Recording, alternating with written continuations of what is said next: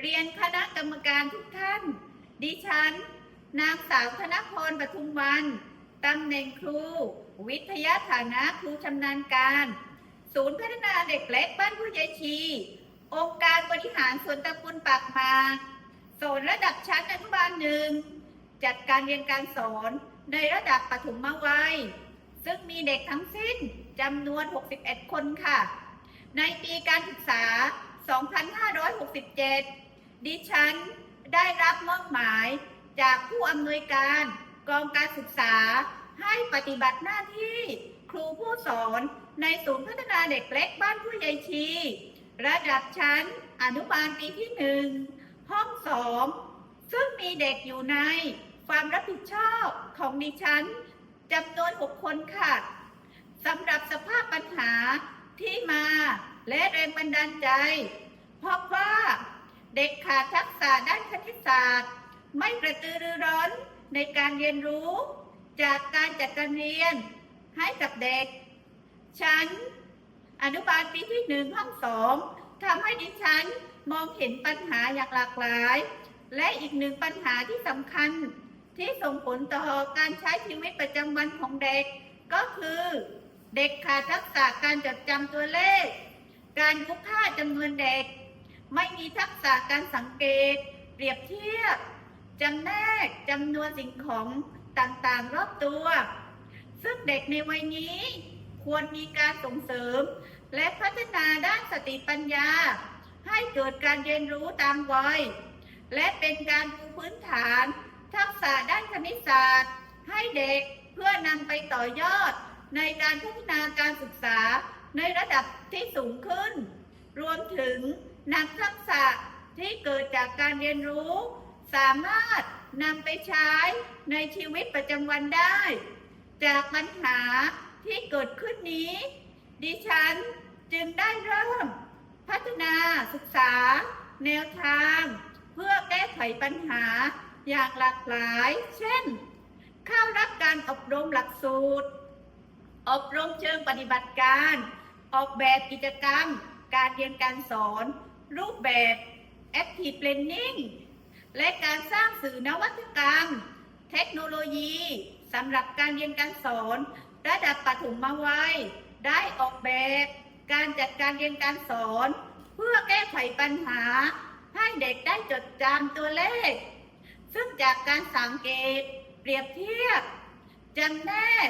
จำนวนดิฉันได้นำปัญหาเข้าแลกเปลี่ยนเรียนรู้กับครูในศูนย์พัฒนาเด็กเล็กใกล้เคียงและได้พูดคุยเกี่ยวกับสภาพปัญหาของเด็กซึ่งคุณครูท่านอื่นก็พบปัญหานี้เช่นกัน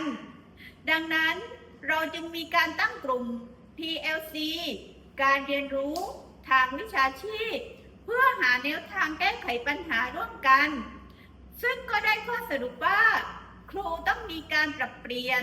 รูปแบบการจัดการเรียนการสอนที่เน้นเด็กเป็นสำคัญและสนับสนุนให้เด็กได้มีส่วนร่วมในการสร้างองค์ความรู้เรียนรู้จากการลงมือปฏิบัติผ่านกระบวนการคิดดิฉันจึงได้จัดทำแผนการจัดประสบการณ์การเรียนรู้รูปแบบ Active Learning และได้นำแนวคิดของ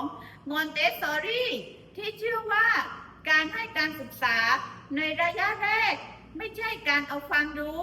ไปบอกเด็กแต่ควรปลูกฝังให้เด็กได้เจริญเติบโตไปตามความต้องการตามธรรมชาติของเขาด้วยความเชื่อว่าความสามารถด้านสติปัญญา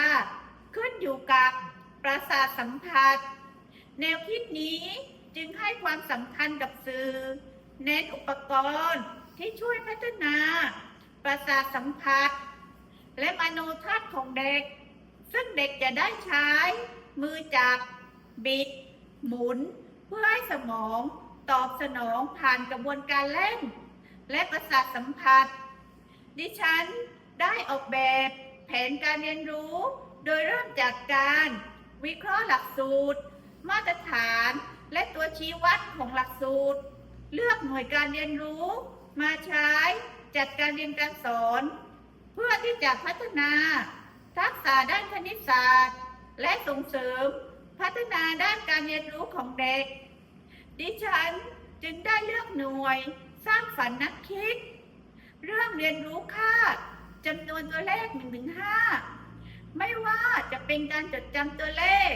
การนับจำนวนการสังเกตเปรียบเทียบจำแนกจำนวนสิ่งของที่เด็กได้พบเห็นในชีวิตประจำวันสำหรับแนวทางการพัฒนาทักษะด้านคณิตศาสตร์ในครั้งนี้ดิฉันได้นำสื่อที่ได้เริ่มจัดทำขึ้นหลากหลายเช่นตัวเลขจากบัตรภาพไข่ไก่แสนวิเศษตัวเลขจากบัตรภาพป๊อปอัพตัวเลข1 ถึง 5จากกระดาษทรายโดยเด็กได้ฝึกเขียนตัวเลขจากกระดาษทรายด้วยนิ้วมือของเขาเป็นการเรียนรู้ผ่านประสาทสัมผัสเพื่อให้เกิดการจดจำตัวเลข1 ถึง 5ดิฉันได้นำสื่อตัวเลขมาถามเด็กๆแล้วให้เด็กๆช่วยกันตอบกระตุ้นการเรียนรู้ด้วยการให้เด็กออกมาหยิบสลากในกล่องมหัศจรรย์ได้หมายเลขใดให้ไปเก็บผลส้มบนต้นส้มเท่ากับจำนวนที่หยิบได้แล้วนำผลส้มไปใส่ในตะกร้าเด็กได้เรียนรู้และลงมือปฏิบัติกิจกรรมด้วยตนเองเด็กได้ฝึกการสังเกตเปรียบเทียบจำแนกจำนวนโดยกิจกรรมกลุ่มโยงจับคู่ตัวเลขกับจำนวนผักเพื่อให้เด็กได้ฝึกการสังเกตเปรียบเทียบภาพผักกับตัวเลขเมื่อทำกิจกรรมเสร็จแล้วให้เด็กแต่ละกลุ่มออกมานำเสนอผลงานณชั้นเรียนโดยมีเพื่อนช่วยกันตรวจสอบความถูกต้องในแต่ละกิจกรรมเด็กทุกคนจะได้ออกมาทำกิจกรรมเพื่อเป็นการกระตุ้นให้เกิดการเรียนรู้ส่งเสริมการกล้าคิดกล้าแสดงออกกล้าตัดสินใจและสามารถลงมือทำกิจกรรมด้วยตนเองด้วยความมั่นใจและในกิจกรรมประจำวัน6 กิจกรรมหลักนี้ดิฉันได้นำสื่ออย่างหลากหลายมาสอดแทรกในการจัดประสบการณ์เพื่อพัฒนาทักษะด้านคณิตศาสตร์อย่างสม่ำเสมอเด็กได้เรียนรู้ผ่านกระบวนการเล่นจากการจัดกิจกรรมโดยใช้สื่อนวัตกรรมที่นำมาให้เด็กได้ลงมือทำและฝึกฝนแบบซ้ำๆอยู่เสมอซึ่งไปตามหลักสูตรการศึกษาปฐมวัยพุทธศักราช 2560 ตรงตามมาตรฐานคุณลักษณะที่พึงประสงค์ของเด็กปฐมวัยซึ่งการใช้กิจกรรมเสริมประสบการณ์รูปแบบ Active Learning จะเป็นการส่งเสริมพัฒนาการของเด็กให้เกิดทักษะด้านคณิตศาสตร์การเรียนรู้ตามแนวคิดของมอนเตสซอรีในครั้งนี้ดิฉันคาดหวังเป็นอย่างยิ่งว่าเด็กจะจดจำตัวเลข1 ถึง 5รู้ค่าจำนวน1 ถึง 5สามารถที่จะสังเกตจำแนกคิดวิเคราะห์เชื่อมโยงเรื่องราวสิ่งต่างๆสนทนาโต้ตอบสื่อสารได้เข้าใจเกิดความคิดรวบยอด